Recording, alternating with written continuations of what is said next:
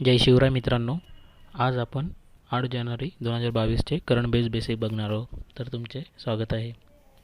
तर आपण काल भारत सरकारचा कायदा 1935, अमेरिकेचे संविधान आणि ब्रिटनच्या संविधानातून ज्या गोष्टी घेतल्या आपण डिटेल चर्चा केली.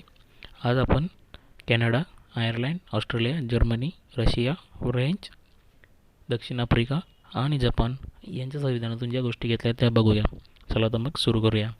पहिला आहे कॅनडाच्या संविधानातून ज्या गोष्टी घेतल्या आपण. पहिला आहे फेडरेशन विथ स्ट्रॉंग सेंटर, म्हणजे संघराज्य त्यात केंद्र प्रबळ असेल.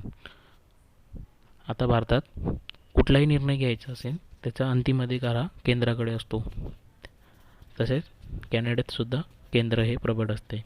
दुसरी तरतूद आहे wasting residual power two centres. याचा अर्थ उर्वरित अधिकार हे केंद्राकडे असतात. म्हणजेच शेड्यूल 7मध्ये दिल्याप्रमाणे केंद्र सूचीतील विषयांवर केंद्र कायदे करते, राज्य सूचीतील विषयांवर राज्य कायदे करते आणि समवर्ती सूचीतील विषयांवर केंद्र आणि राज्य कायदे करत असते. आणि या तिन्ही सूचींमध्ये जो विषय समाविष्ट होत नाही त्यात केंद्राकडे त्याचा अधिकार असेल याचं यात म्हटले आहे. जसे की सायबर सिक्युरिटी हे तिन्ही सूचींमध्ये समाविष्ट होत नाही, म्हणून त्याचा संपूर्ण अधिकार हा केंद्राकडे असेल. तिसरी तरतूद आहे appointment of state governor by the centre. याचा अर्थ राज्यपालाची नियुक्ती हे केंद्र करत असते. तर राज्याचे कार्यकारी प्रमुख जे असतात राज्यपाल यांची नियुक्ती केंद्र सरकार करत असते. ही तरतूद आपण कॅनडाकडून घेतली. पुढचा आहे advisory jurisdiction of the supreme court. याचा अर्थ सर्वोच्च न्यायालयाचे सल्लागारी अधिकार क्षेत्र जे आहे आपण त्याचा समावेश घटनेच्या कलम 143मध्ये करण्यात आला आहे. त्यात दोन गोष्टींचा समावेश होतो. एक, घटना लागू होण्यापूर्वीचे करार किंवा कायदे, आणि दुसरे आहे घटना लागू झाल्यानंतरचे करार किंवा कायदे. याबद्दल जर राष्ट्रपतींना काही सल्ला सर्वोच्च न्यायालयाकडून मागवायचा असेल तर घटनेच्या कलम 143मध्ये ते मागवू शकता. आता यात सर्वोच्च न्यायालयाकडे दोन ऑप्शन असतात. घटना लागू होण्यापूर्वीचे जे कायदे किंवा कराराअंतर्गत जे प्रश्न विचारले जातील त्यावर सर्वोच्च न्यायालयाला मत देणे बंधनकारक असते. तर घटना लागू झाल्यानंतरचे जे करार किंवा कायदे किंवा प्रश्न असेल तर त्यावर सर्वोच्च न्यायालय आपले मत देऊ शकते किंवा नाकारू सुद्धा शकते. आपण कॅनडाबद्दल संपूर्ण माहिती बघितली. आता पुढचं आहे आयर्लंडचे संविधान. आता आयर्लंडच्या संविधानातून आपण DPSP म्हणजे राज्य धोरणाची मार्गदर्शक तत्त्वे समावेश घटनेच्या भाग 3मध्ये करण्यात आला आहे, कलम 36 ते 51 अंतर्गत. दुसरं आहे method of election of president, म्हणजे राष्ट्रपतींच्या निवडणुकीची तरतूदसुद्धा आपण आयर्लंडच्या संविधानातून घेतले. आता राष्ट्रपतींची निवडणुकी लोकसभा, राज्यसभा आणि राज्यांतील विधानसभा यातील निवडून आलेले सदस्यच राष्ट्रपतींच्या निवडणुकीत सहभागी होत असतात. नामनिर्देशित सदस्य हे सहभागी होत नसतात, हे लक्षात ठेवा. परत तिसरी तरतूद आहे nomination of members to Rajya Sabha, म्हणजेच राष्ट्रपती हे 12 सदस्यांची नेमणूक राज्यसभेत करत असतात. कला, साहित्य, विज्ञान आणि समाजसेवा यात उत्तुंग कार्य केलेल्या व्यक्तींची राष्ट्रपती हे राज्यसभेवर नियुक्ती करू शकतात. ऑस्ट्रेलियाच्या संविधानातून कुठल्या गोष्टी घेतल्या ते बघूया. पहिली तरतूद आहे समवर्ती सूची. जसं आपण बघितले शेड्यूल 7मध्ये केंद्र सूची, राज्य सूची आणि समवर्ती सूची दिली. तर समवर्ती सूचीवर केंद्र आणि राज्य दोघी कायदे करू शकतात. ही समवर्ती सूचीची तरतूद आपण ऑस्ट्रेलियाकडून घेतली. दुसरी टर्म आहे joint sitting of both the houses of parliament. याचा अर्थ संयुक्त बैठकीची तरतूद संसदेत केली आहे. आता जॉईंट सिटिंग काय असते, समजा उदाहरणार्थ आपण बघूया, लोकसभेने एखादे विधेयक पारित केले आणि ते राज्यसभेकडे पाठवले तर राज्यसभेने त्यावर 30 दिवसांच्या आत मंजुरी दिली गेली पाहिजे.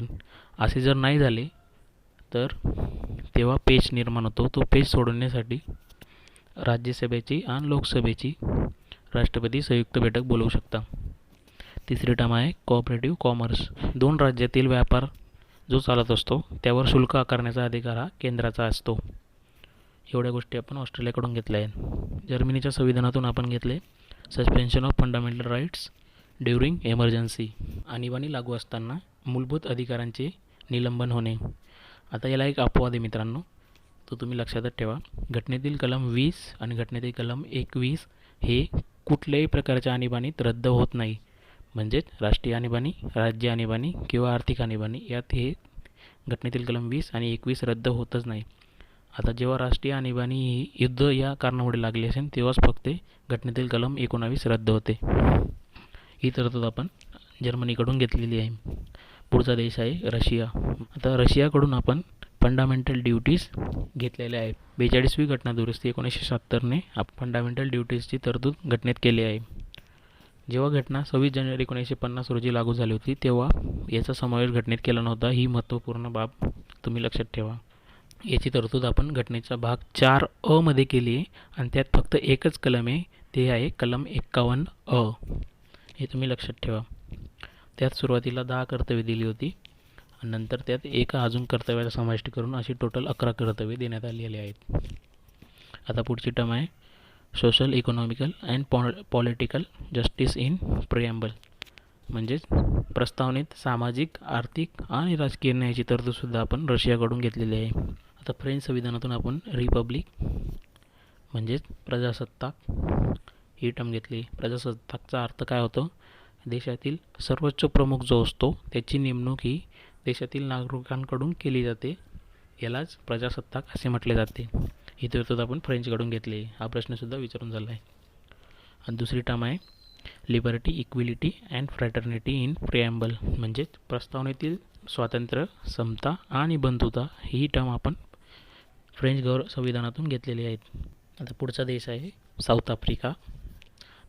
त्याकडून आपण पहिली टर्म आहे अमेंडमेंट ऑफ द कॉन्स्टिट्यूशन, म्हणजेच संविधानातील घटनादुरुस्ती. आता घटनादुरुस्तीवर मित्रांनो 6 जानेवारीच्या व्हिडिओमध्ये आपण डिटेल बघितलं आहे. टोटल A to Z बाब त्याच्यात आपण बघितली. तुम्ही त्याची लिंक मी डिस्क्रिप्शनमध्ये दिलेली आहे, तुम्ही तिथे जाऊन बघू शकता.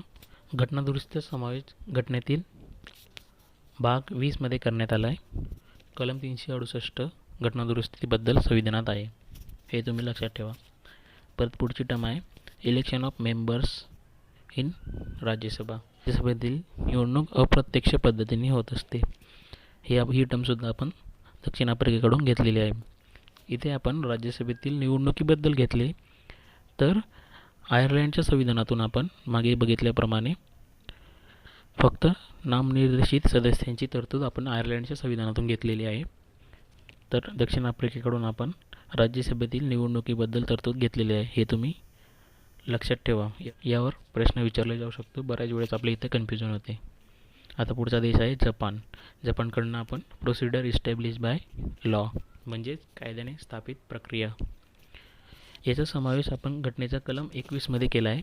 हा प्रश्न बऱ्याचदा विचारून झाला आहे. याचा अर्थ असा होतो, आता कुठल्याही व्यक्तीला जर शिक्षा द्यायची असेल तर त्याला कायद्याचा आधार असला पाहिजे. ही तरतूद आपण जपानकडून घेतलेली आहे. आता आजच्या लेक्चरचे थोडक्यात रिव्हिजन करून घेऊ. कॅनडाच्या संविधानातून आपण संघराज्याची तरतूद, त्यात केंद्र प्रबळ असते. दुसरी आहे उर्वरित अधिकार हे केंद्राकडे असतात. तिसरी टर्म आहे राज्यपालांची नियुक्ती ही केंद्र करत असते. आणि चौथी टर्म आहे सर्वोच्च न्यायालयाचे सल्लागार अधिकार क्षेत्र घटनेच्या कलम 143 मध्ये केले, हे लक्षात ठेवा. आता आयर्लंडकडून आपण राज्य धोरणाची मार्गदर्शक तत्त्वे, परत राष्ट्रपतींची निवडणूक आणि राज्यसभेतील नामनिर्देशित सदस्य ही तरतूद घेतली आहे. आणि दक्षिण आफ्रिकेकडून आपण राज्यसभेची इलेक्शन याबद्दल तरतूद घेतली आहे. हे तुम्ही लक्षातच ठेवा, यावर कन्फ्युजन होता कामा नये. आता ऑस्ट्रेलियाकडून आपण समवर्ती सूची, संयुक्त बैठक, ज्या घटनेचे कलम 108 मध्ये तरतूद आहे, आणि 2 राज्यांमधील व्यापारावर शुल्क आकारण्याची तरतूद, हे आपण ऑस्ट्रेलियाकडून घेतलेले आहे. जर्मनीच्या संविधानातून आणीबाणीच्या काळात मूलभूत अधिकारांचे निलंबन हे आपण घेतलेले आहे. रशियाकडून आपण मूलभूत कर्तव्ये आणि प्रस्तावनेतील सामाजिक, आर्थिक व राजकीय न्यायाबद्दल संकल्पना घेतली आहे. फ्रेंचकडून आपण प्रजासत्ताक आणि स्वातंत्र्य, समता आणि बंधुता याबद्दल तरतुदी घेतलेल्या आहेत. दक्षिण आफ्रिकेकडून घटना दुरुस्ती आणि राज्यसभेची निवडणूक याबद्दल तरतुदी घेतलेल्या आहेत. जपानकडून आपण प्रोसिडर इस्टॅब्लिश बाय लॉ, म्हणजे कायद्याने स्थापित प्रक्रिया, ही तरतूद घेतली आहे. तिचा समावेश आपण घटनेच्या कलम 21 मध्ये केला आहे. आता कालच्या लेक्चरवरचे प्रश्न बघूया. तर प्रश्न पहिला होता, आता याच्यात ऑप्शन सी करेक्ट आहे. तर पहिले 2 स्टेटमेंट आहे त्यांचे आपण कलम इंटरचेंज केले होते. केंद्र राज्य संबंधातील कायदेविषयक अधिकार हे घटनेच्या कलम 245 पासून 255 मध्ये देण्यात आलेले आहेत. तर प्रशासकीय संबंध हे घटनेच्या कलम 256 पासून 263 मध्ये देण्यात आलेले आहेत. म्हणून इथे स्टेटमेंट सी फक्त बरोबर आहे. जे आर्थिक संबंध आहे केंद्र राज्यातील ते घटनेच्या कलम 268 पासून 293 मध्ये देण्यात आलेले आहेत. पुढचा क्वेश्चन होता यातील 4 स्टेटमेंट हे बरोबर आहेत. तर घटना दुरुस्तीची तरतूद आपण घटनेच्या भाग 20 मध्ये केली आहे. स्टेटमेंट दुसरं होतं कलम 368 अंतर्गत आपल्याला घटना दुरुस्ती करता येत नाही. स्टेटमेंट तिसरं होतं आणीबाणीची तरतूद ही घटनेच्या भाग 18 मध्ये करण्यात आली. आणि स्टेटमेंट चौथं होतं 352 ते 360 अंतर्गत आणीबाणीची तरतूद केलेली आहे.